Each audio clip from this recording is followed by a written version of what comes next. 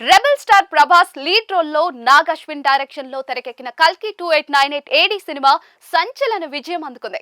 Visual feast గా వచ్చిన ఈ సినిమా పార్ట్ 2 కూడా ఉంటుందన్న విషయం మనందరికీ తెలిసిందే. Supreme action versus Bhairava fight కల్కి పార్ట్ 2 లో ఉండబోతుంది. అయితే కల్కి మొదటి పార్ట్ కాదు, రెండో పార్ట్ లోనే అసలు కథ ఉంటుందని తెలుస్తుంది.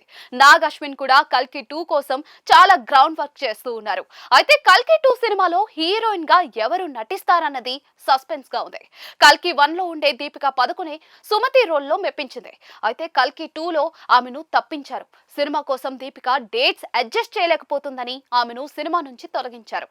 అయితే కల్కి 2 లో దీపిక ప్లేస్ లో ఎవరు నటిస్తారు అన్నది ఆసక్తికరంగా మారింది.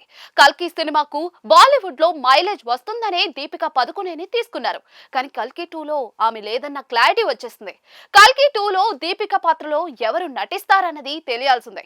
అయితే ఈ మధ్యనే వారణాసి సినిమాలో ప్రియాంక చోప్రా నటిస్తూ ఉండగా ఆమెనే కల్కి 2 లో కూడా తీసుకుంటారన్న టాక్ నడుస్తూ ఉంది. అయితే రాజమౌళి తన హీరోయిన్స్ ని తన సినిమా ఉన్నప్పుడు వేరే ప్రాజెక్ట్ చేయనివ్వరు.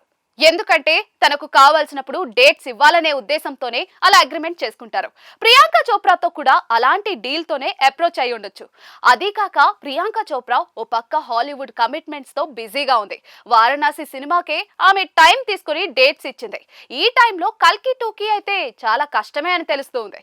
ఇప్పుడు కల్కి 2 సినిమాలో దీపిక ప్లేస్ లో ప్రియాంక చోప్రా అన్నది అసలు ఛాన్స్ లేదని తెలుస్తోంది.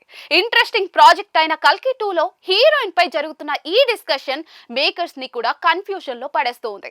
దీపిక బదులు ఆప్షన్ లో ఉన్నది ఎవరు?